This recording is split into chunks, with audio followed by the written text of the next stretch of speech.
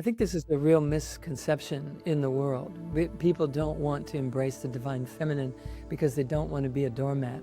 They don't want to be walked upon. They don't want to be outbid in something or just pushed aside or marginalized. And so they put on their tough external armor to try to go out into the world and make their way. But the truth is that when we drop down into this divine feminine, this vessel that was broken is now repaired and begins to fill and rise. Welcome back to the Art of Awakening podcast, where the art of living awake becomes truly a daily practice as it is meant to be. I'm your host, Dr. Sue Morter, and today we have a very special guest that I'm really thrilled to be bringing forward to you. And I say that from the depths of my being, in that you know where I walk and talk and live and breathe, and you know what I am interested in, which is the deepest truths on this planet and revealing them, bringing them up and out again, and animating things that have gotten left behind along the way in a world that is so externally oriented and trying to achieve and accomplish and move forward as fast as they can. And so it's also so important that we recognize any parts of us that might get left behind in such a disposition. And it is important that we collect ourselves back together again on a regular basis. And so today, I'm very, very happy to be bringing forth a special guest, Dr. Nicola Amadora. She is a spiritual teacher and a holistic psychologist and a trauma therapist with over 30 years of experience guiding thousands of people worldwide in amazing awakenings and healings and embodiment. So you know it's right up my alley. Her work bridges contemporary psychology and ancient spiritual wisdom, leading a global movement in feminine leadership and the embodied path of love. Sound familiar? So you bet it will, and this is going to touch you deeply. I'd like you to help me welcome to this program Dr. Nicola. Welcome, welcome, welcome, dear one. Thank you so much, and I am thrilled and honored to be with you today, Dr. Sue, as well as everyone who is listening, because there is nothing more important, I believe, than the embodiment of love and the feminine power that we so need now in this world that's truly on the edge. Exactly. We are bringing it back where it belongs, bringing it into harmony with all other energies that everyone is so familiar with. We're completing the recipe, as I like to look at it. And so thank you again for being here, and let's just dive in.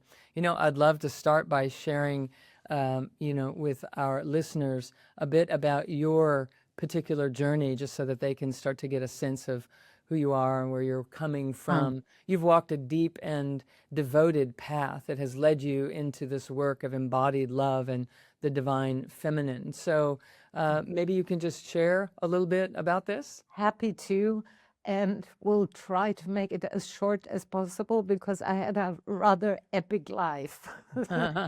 Okay. Well, yes, you can hit the high points and, and bring us up to speed so we can dig into whatever juicy material you'd like to go into. Okay. I think, sometimes we have to ask ourselves what actually inspires me, grabs me to the core. And for me, it was always about love and embodiment. And it started because I had such a horrific childhood, which was literally the pit of hell. And I had such huge suffering. So when I was 14, for me, it was like, either something happens now or I'll just kill myself. It was so bad. And something happened. I had my first, I would say, divine grace awakening, and could experience for just a moment what true love is, because I was hungering for it. And I heard also, not your time to go yet, because I sensed into the other side, and it was like, nope, you got a mission here to fulfill. So I came back. And in that moment, it was like I was on fire for awakening, for spirituality, for healing, everything. I was just 14 years old, and In Germany, there was nothing. There was just one tiny book I could find in a bookstore. The still small voice was in, and it became my Bible. I practiced like mad. And it led me, when I was 19, I went to India. And that's for many people often part of their past. And maybe for you too. I don't know. Yeah. You Yeah. went there too. Yeah. Indeed. You bet.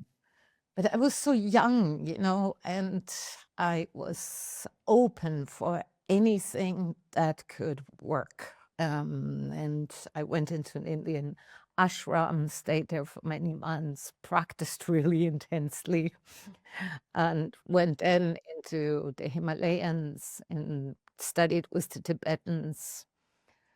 But it was when I came to Calcutta and I worked alongside with Mother Teresa that I could feel there's something different. She was literally, when I met her, how she behaved and how she was embodying a love that came so purely from her heart.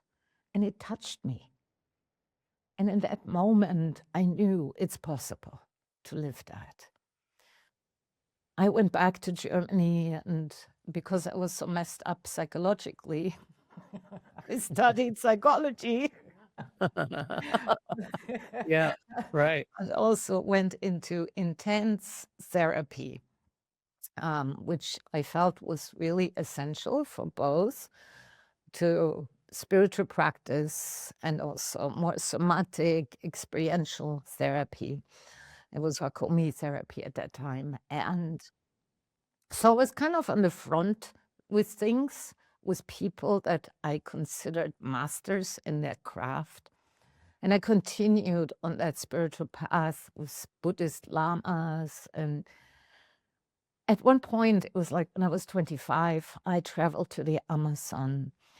And at that time, it wasn't about, psychedelics or anything. It was like I wanted to find a true shaman who could really train me. I came across by happen chance, literally, as if there is happen chance in the universe, to an indigenous tribe. And after a long ordeal, the woman shaman took me on. Now, it would be too much to tell the whole story, but I want to give you a short inkling because it has to do with the feminine. At some point, you get an initiation, and if you passed a rigorous training of it was tough. This wasn't cheesecake. And they blindfolded me, and she said, "This is life and death. So you either die or you live when you come out of it." And I was kind of nonchalant with it, of like, I don't mind either way. Well, that wasn't true because when I was blindfolded and I was standing in that wet, dripping, hot forest, and they put a weight upon my shoulders that almost sunk me to my knees. And I ripped the blindfold off, and in front of me was the biggest snake, an anaconda snake, that I'd ever seen. And she was face to face with me, looking at me. And my shaman lady, basically in Spanish, called like, 30 seconds, or you dead, she's hungry. No, that didn't help. And so it turned on the nervous system, the survival brain kicked in, and I was sweating. But then I remembered what I had to do, what she had trained me to do, to really ground into the earth, to get so present to everything around me and center deeply. But the one thing that was the hardest thing to do in that moment was to feel the love for the snake, because quite frankly, I was terrified.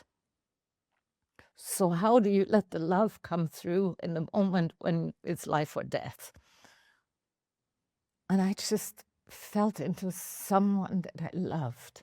And I looked at the snake and I knew my heart could love the snake, even if Nicola, the small Nicola, couldn't.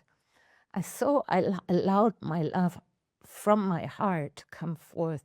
And as I looked into the eyes of the snake, I saw her beauty. I felt her life power, and I felt her worth.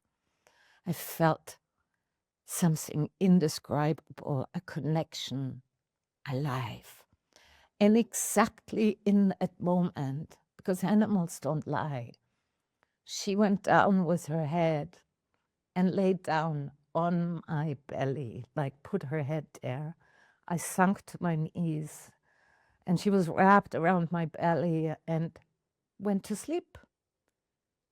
I stroked her silken skin, and in that moment, I felt the life power surging from her to me.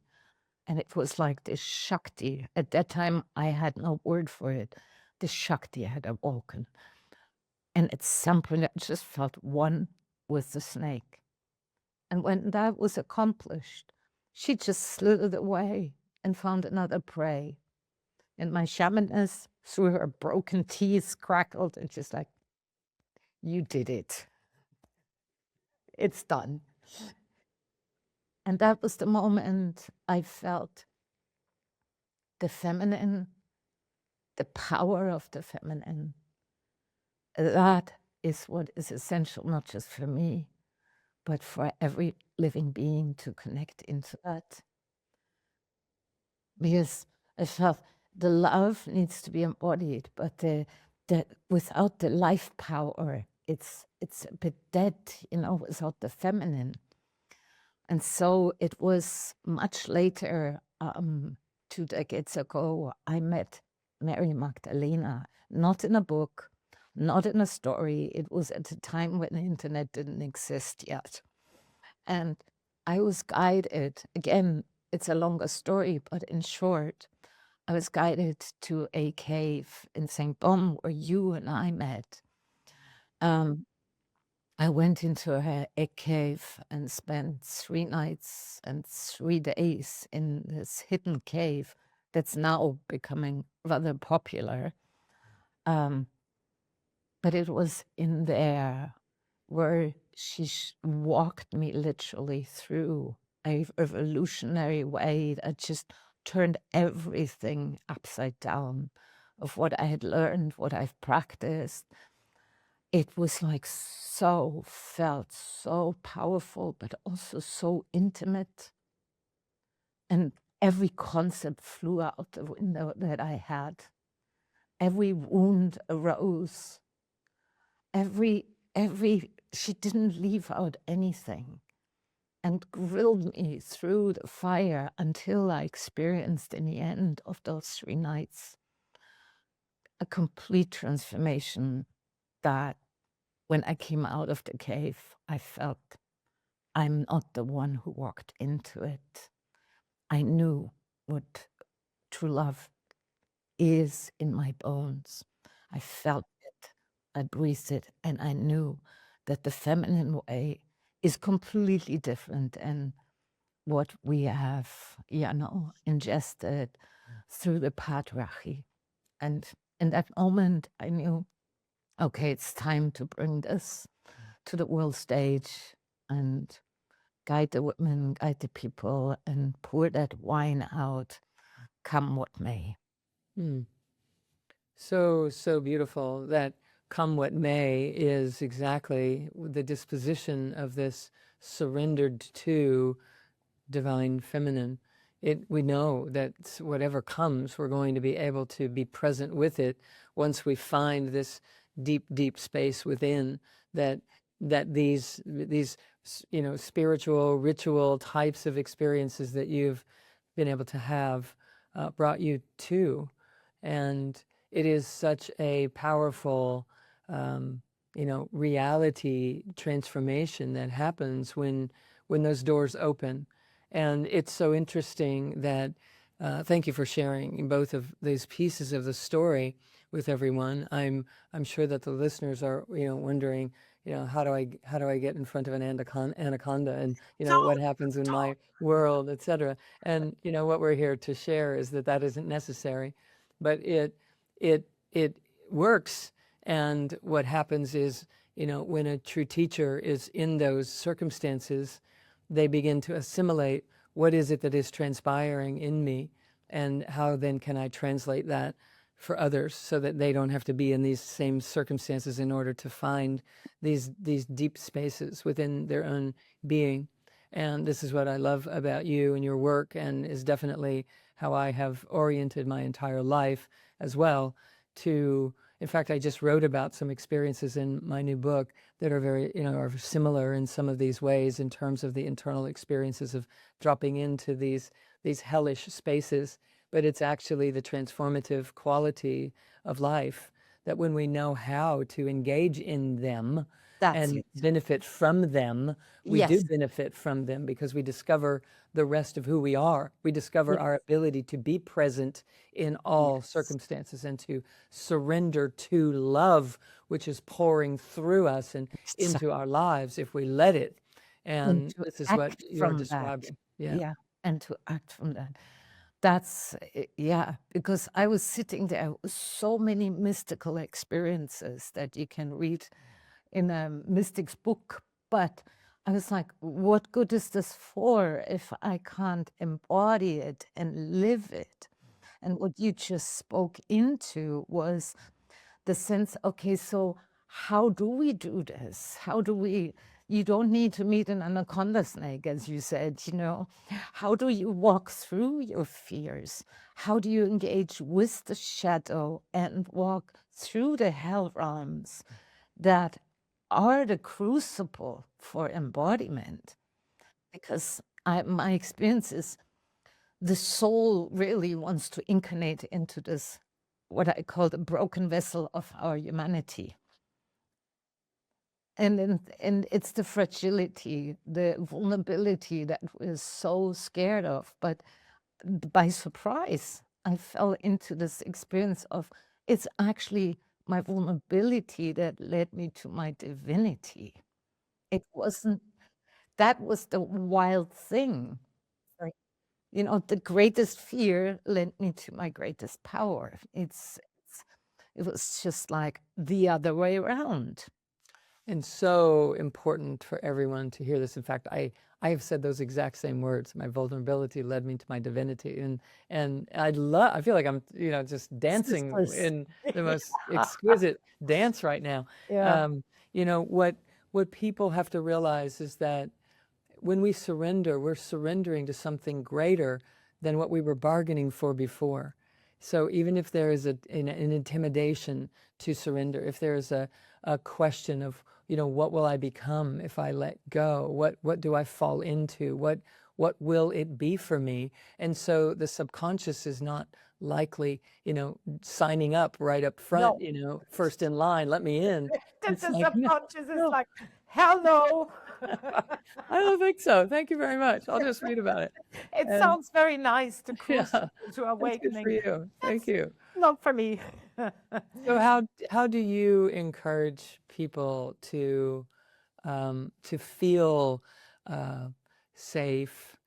I often reference that safety isn't a good enough goal for us. Really, there's a bigger vision for your life, and so on. But to take that first step, or to lean into what we're speaking about right now, what are some of the ways that you encourage people to breathe their way into the yes of that Yes. glorious surrender?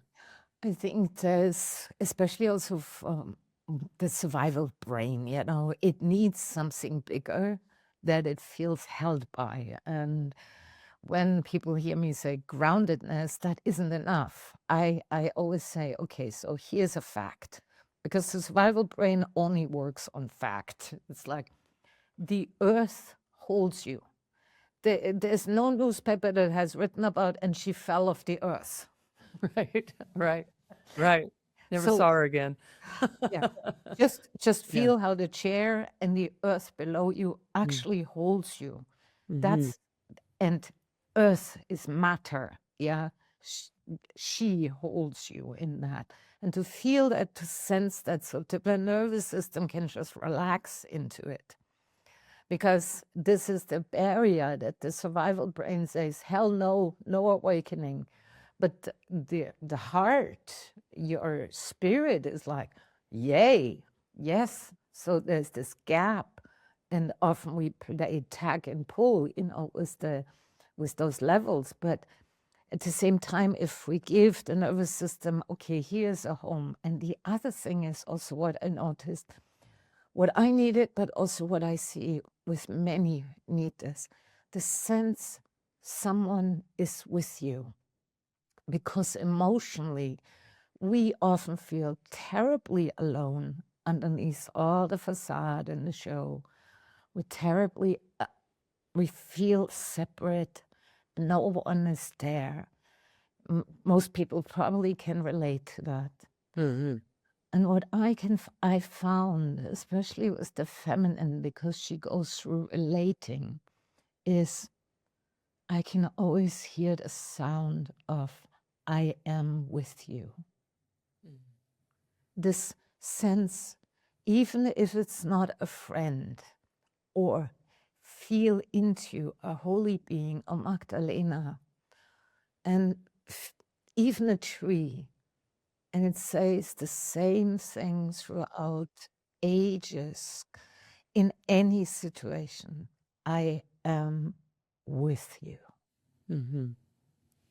This is so deeply meaningful, and it is presence itself. It is this voice of the divine feminine that reverberates through reality. It reverberates through nature. It reverberates through our daily walking lives if we allow it.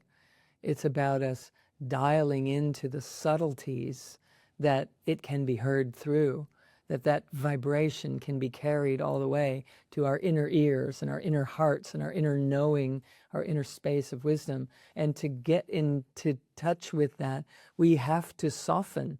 And that's really what you're referencing here, is that allowing for love to be here, allowing presence to be with you, allowing, just softening in the space that we are in any moment. It begins to bring us closer and closer to the realms where this guidance can be perceived. You, Nicola, were in these, deeply intense experiences very young in your life that caused you to quicken and to become alert and hypervigilant about, what am I doing here? Where am I? What is the meaning of life? How do I proceed? How can I continue? And then to know that you could and that you were intended to is something that oftentimes people don't come to until they're in their 50s or their 60s, in life, where they've been through many trials and tribulations. And so that great gift of the trauma in your life brought you into that surrendered, vulnerable state that allows you to hear the voice of the divine. It allows us to be in coherence with it. And what I love is that everyone can. Everyone has those painful moments. Many of them they've shoved underneath or under the rug, or are outrunning as fast as they can in this life. But if they just stop and feel the vibrations that you're referencing here, Yeah, doors or open. even to lean into, literally physically into a tree, even to lean into a friend for a moment, and really sensing there is something that is with you. Even if you just touch the earth, she is with you. It's a fact. And that sometimes we need it physically, sometimes even to call a friend and say, hey, can you just be with me?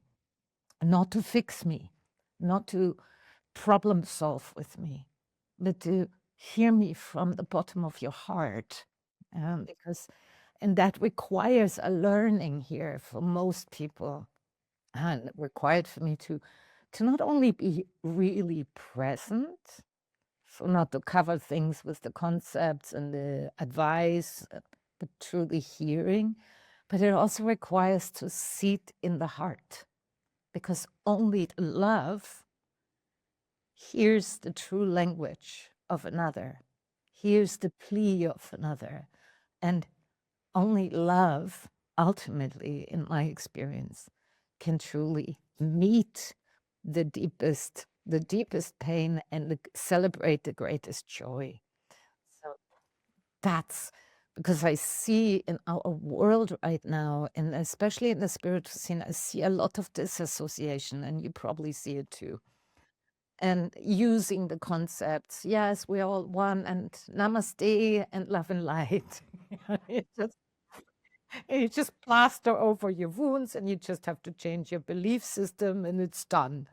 But it isn't, because love says, I want to meet this rift here. I want to meet here. I want to touch this that's numb. I want to touch this alive, because that's what the feminine does. She liberates, brings to life, resurrects. This is the life power. And the love says, here, right there, we're going to touch hell and love our way through. And the mind says, I can't do that. Of course it can't. It can, but you can, as you say in your words, to surrender to that and trust, or grow the trust, to let the life power move you, to trust the love knows the way, the heart knows. Your belly, that snake in the bottom of your spine, let that unfurl, and a power unleashes that is strong, that can be fierce, as much as, like in Magdalena, you would say gentle as a dove and fierce as a lioness. Yeah, indeed. Yes, and all of the ways that the Magdalene has been represented through Hinduism with Mother Durga, and many, many nurturing qualities around the world that are all saying the mother, the divine mother, that divine feminine is the key, that we have to sit down in her lap and allow for those qualities to be what is guiding the mind, what is guiding that mental activity, that if we give the voice to this divine feminine, then the mind reduces its stress, because we've been asking the mind to do something it's not built to do. It's built to be in service to this divine feminine. But we've certainly lived in a culture that have turned that inside out and have things very disproportionate, and that's why we're suffering so Yes, much. exactly. And what you said, to rest and sit into the Divine Mother's lap. But and also what I see is like, or their experience is, the Divine Mother, to rest into it is one step. To soften, that's one step. And an important one, the gentling of our hardened armor, all that is important. But then there comes a fire.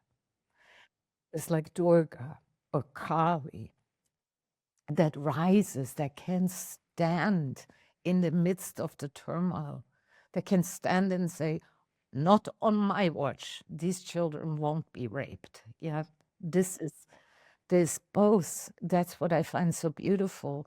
The divine feminine combines the gentle and the fierce together. Yes, I think this is a real misconception in the world.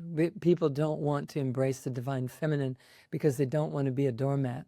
They don't want to be walked upon. They don't want to be outbid in something, or just pushed aside or marginalized. And so they put on their tough external armor to try to go out into the world and make their way.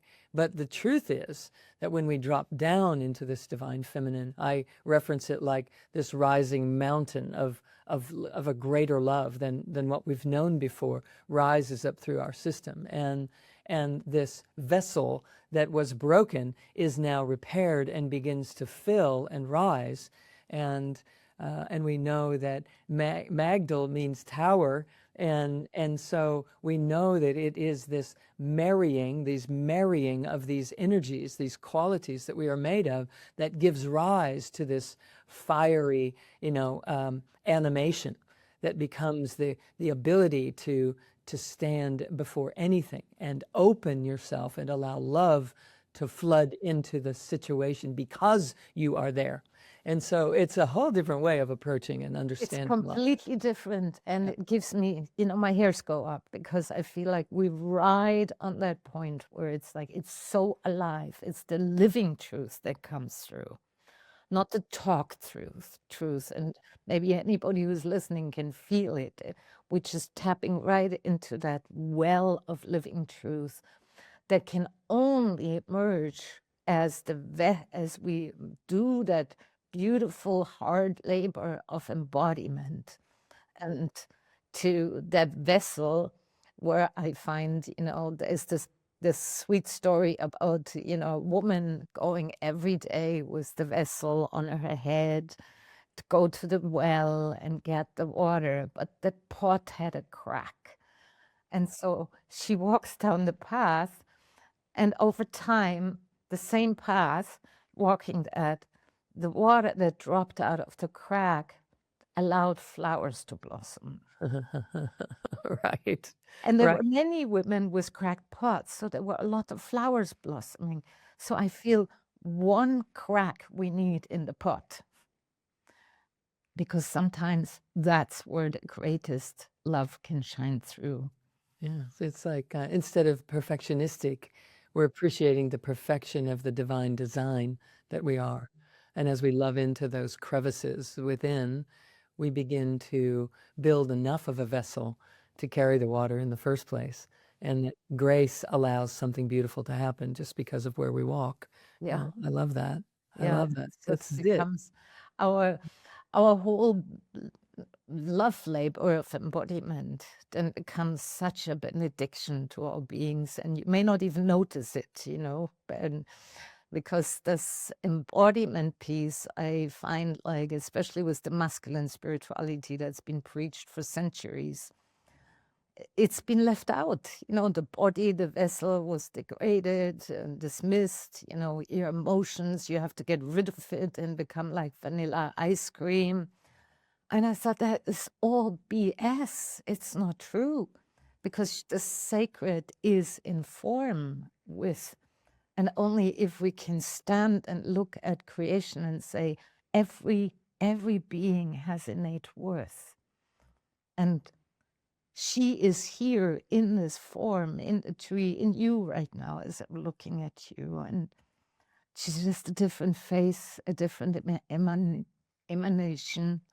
And can I allow the love to connect us in a way that feels alive, that feels real, that doesn't dismiss our humanness, our cracked pots, beautiful cracked pots. And can we stand together right now in this world with all the stuff that's going on and plant that tree of life, be that tower together, and touch whatever arises radically from love itself. Oh, beautiful. So when someone is, they're listening to this and I know their hearts are being touched. I know what's happening. Can you describe what happens inside your body when you are on your edge, where you're being challenged to love into something that you hadn't had to before? It didn't cross your path. There's an evolution happening with all of us all the time. And as you're evolving yourself in this life, and you're up against some aspect of life that is your now anaconda, your new, your new moment, what happens inside of you in terms of allowing this embodiment of love to shine into that moment, into this topic, into the aspect of life that is now up for more enlivenment, enlightenment, and animation and integration? What can you describe on a felt, embodied sense what someone can look for or even encourage inside of themselves to allow for that love to maintain or even gain a presence in a moment when it is so needed? Well, the the challenges never end, as you just mentioned. The evolution continues. There is no fixed state. I have arrived and then it's just finished. No.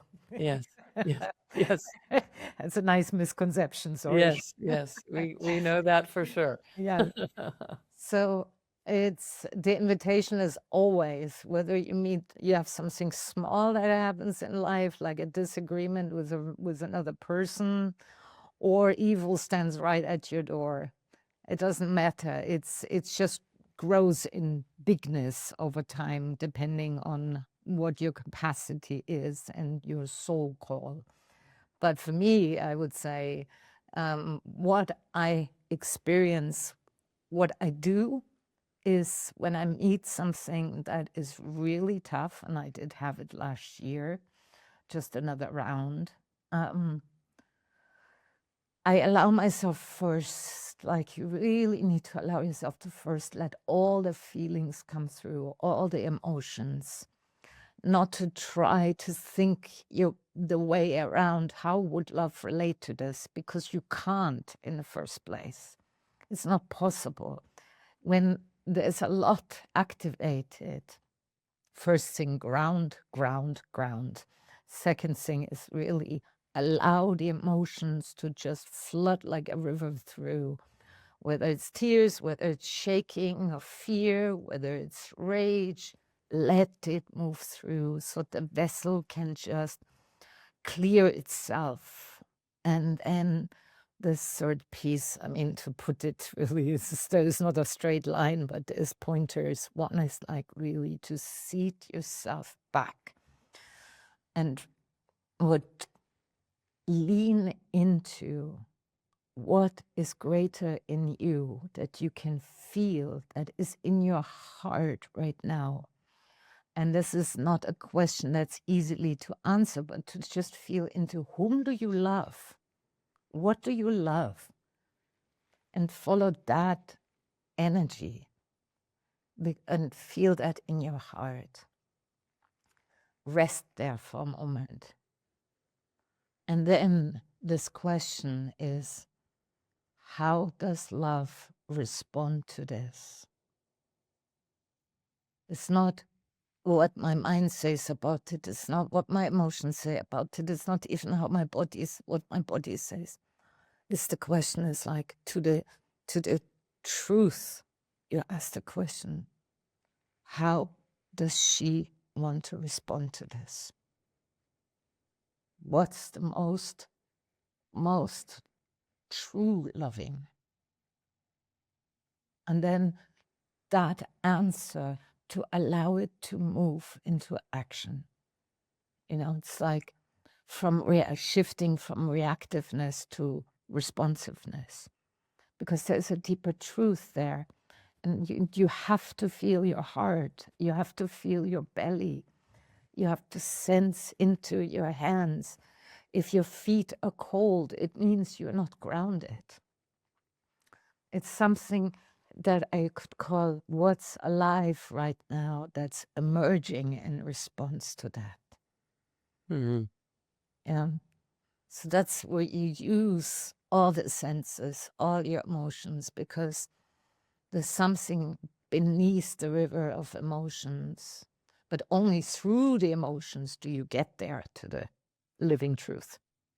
So it's allowing oneself to have what they're having, to feel what's rising, to experience what's wanting to come up and exchange with this circumstance or this dynamic. It's there. It's not to be denied. It's to be allowed for. That's a feminine quality, to allow those children to run about in the house and unpack that energy that they need to unpack. That's what these emotions are, and let them do what they need to do until they recognize that there's more. And the recognition is you step in, your true nature gets freed up and can step in and say, okay, everybody sit down on the table now. Yeah. And now I'm the landlady on the ship. I'm the landlady in this house. And I'm in charge. not the mind, not the emotions, not even the body. I mean, there's this greater sense of self that has then the opportunity to step forth. And you call on it. You say, like, whether you call, Great Mother, help me, or call on Magdalena, whoever you call on your great soul too, on your essence, and let it step forth to take charge. Yes, I love that you just wove in one's own divine feminine essence, that is what we are comprised of, that we call that into the moment as well. That's such a deep part of what I resonate with, in particular, in that we often have externalized so much that we don't allow ourselves to experience the true divine power that is running through our system all the time. And as we do lean upon a friend, or we do call upon, Mary Magdalene, or Mother Divine, or Mother Durga, or whomever, whatever it may be, there's still another step that we have to accept and embrace that support. And by accepting and embracing it, we recognize it is tapping into something that we are also made of, that our own divinity is now enlivened because of these frequencies that we have assigned to other, that we allow that to also animate and spark the truth of who we are. That's so it. that And we then, become the walking version of that today. exactly. And then you can truly say, act and live as and through me. My Yes. vessel is yours. Yes. And I think that's where humanity has gotten so confused, that layer of separation is from the masculine energy, the force that is out ahead of itself all the time, trying to guard and to protect or to conquer or to do all the doings that humanity is associated with doing. We have yeah. 1,001 ways Yes, for yes, separation. yes, a little out of control. And so Yep. that's why the suffering is happening. We just have to come back here and embrace the rest of who we are and allow all of who we are to move forward in this life for the first time, because it has not been modeled to us, not in everyday living. It has not been modeled in thousands of years. And so it's not in our genetic, activation. It's in our genes, but it's not being activated. It's not being turned on until we do, until Yep. we do. And that's what we're here for. And I can see that with so many who come to also to my work. It's like they want to embody it, but they're like, I don't know how.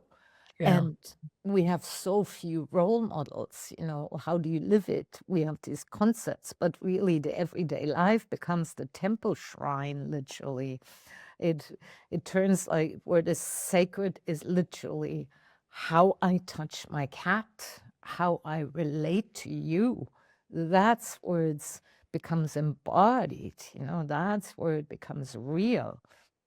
Otherwise, it's just, okay, nice namaste. But That was lovely. Now I have to get back to work. We're back to exactly, reality. it's like, Like, lovely blessing, we all yeah, feel happy. But yeah.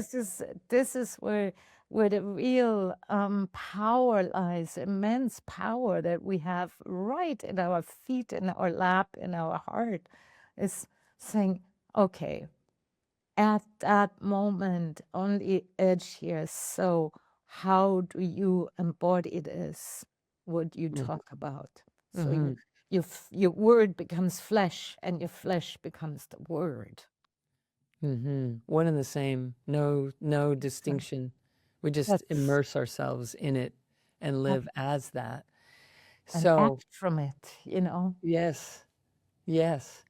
So one more question regarding this. So someone is now, they're softening, they're listening, they're allowing themselves to be present with all of the emotions and the energies that stir in these challenging moments of life where we're trying to retrain ourselves and to orient ourselves into a new realm. It is on the rise with this divine feminine energy. It's never going away, and it's emerging, and that's what has people's attention. That's why people are leaning into this conversation today. And so they are beginning to do that, and they're beginning to allow all of this. And then they sit everyone at the table and they start to say, okay, I'm the landlord, I'm the one in charge here, here's how it's going to roll, based upon a deep wisdom and a collective, not being a woman utilizing masculine techniques, but anyone using wholeness, presence, and this clarity to begin a new way of living and engaging and talking in the world. So then they do that. And what to do when the world doesn't respond in a Oh, way that is in kind, good. I love this question because every one of us will encounter that over and over again. And it can be so discouraging and so difficult. And you can ask yourself, am I not worthy? Why is nobody getting it? And this is the piece, I think, where we right now challenged with as a, as a whole global women's groups everywhere. It's just the world is still upside down. It's still the other way around. Illusion is still having a grand field day here. And this is the place where I feel we need each other, because in that space, it's very hard to pave the way through thick walls, that we encountered it. And also to recognize it's not personal. This sounds so cliche, I know. No, but it's very important right there. Because the world is doing what the world does. We are in the dual field, and right now it hasn't yet cracked open. It's on the verge, but isn't there. So we have to stand there and say, the baby is coming, the baby is coming, and everybody's looking like, where's the baby? There's no baby. And now, what are you talking about? It's just rubbish. And to say, okay, this is where the self-sourcing, the resourcing is very important. The honoring of your deeper truth is crucial. The empowerment for each other, the encouragement. Yes, we hear you, we can't go, but we support you, and you will need to stand in the face of that, dualistic, separate world. It screams hell, and you have to come in and say, and I bring the love. It's like a deep commitment, because without that commitment, I don't believe you get through this. Yeah. Well, and that's the point, right? That if we're going to be love, we be love consistently, again and again and again and again. And that repetition starts to animate our system as the truth of who we are. And so, what I do is when I'm leaning in and I'm speaking into something that, is a first, or in an area of life that I didn't have to, work with before, and now it's before me. And the response is the same as what we've always known. And, because the world isn't as interested in changing and transformation as we are, right? No one's as interested in it as the ones who are interested in it, right? No one else is that interested. And so when they respond as they respond, I let it fall upon me like, I've been expecting you. Oh, I knew you'd show up. I knew, yes, I knew you'd be ringing my doorbell. I knew this is what, this might come. And so it's an opportunity to welcome it and just open the faucet a little bit more and allow a little bit more love until we match what is required to feel our love, no matter what. And that's the no matter what, love no matter what. And it requires that sacred yes, that you are honoring it. You are devoted to that. So it's somehow independent of what the world responds to. You're not looking anymore for validation out there. As long as we put our validation need out there, we got a problem. Yes, But it becomes conditional. Yeah, because it's coming one day, everybody cheers, and the next day they throw rocks at you. So it won't come from the outside. So to find that that is so worthy for you to say yes to love no matter what. I live it because for my own sake and for the sake of all beings, that's what I would say can give that juice and that power to it. So beautiful. I could talk to you forever. I think I will be, Feel the right? I same. think we'll just continue this conversation forever. If that's okay with you. Yes, I love I know that. everyone else would love that too.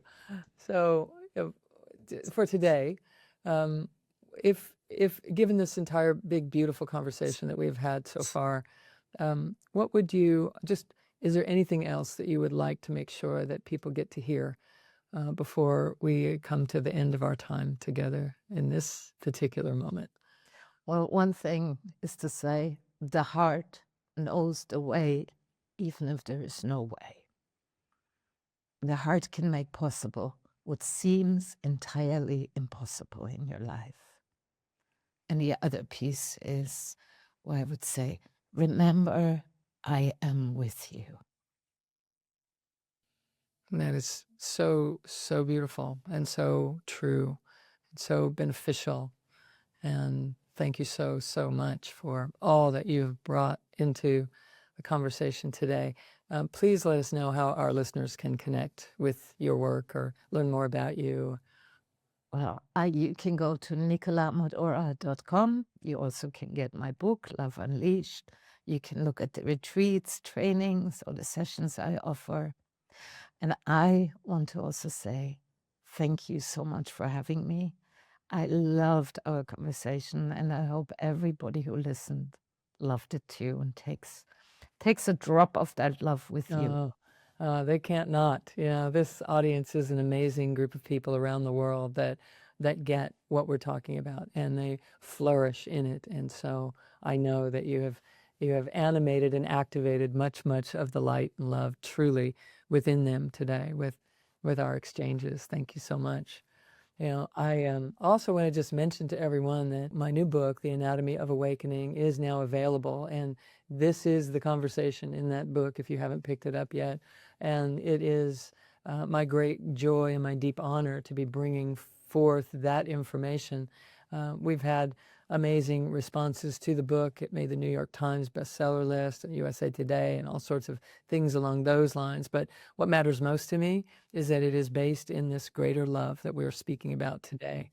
And so just know that the support is there in all sorts of ways. You guys are surrounded today with the two of us and what we're bringing here together. So thank you, Nicola, so much. Thank you for being here, for sharing your heart and your deep wisdom and your lifetime experience. I think that's one of the greatest gifts that we can offer humanity, is to share the things that we have synthesized and pulled together and matured inside of ourselves in all ways possible. So thank you for definitely fulfilling that today. It's It been was beautiful. such a joy, truly. Yes, for me as well. We're rocking the world with We're rocking the all world. of you are listening. This is it. The whole thing just shifted a little bit today. That's what you felt while you were listening. That's what was going on. Exactly. We're raising a tidal wave, ladies and Yes, gentlemen. of a greater love, indeed, indeed. That's it. So thank you to our listeners. I'm so honored to have you in my life and to be able to share these ideas with you around the world. The Art of Awakening podcast is always blending science and spirituality to truly create a life that you love living. And I know that today has definitely touched upon that for you. So until next time, I'm Dr. Sue Morter. Blessings, blessings to you all. Bye-bye for now.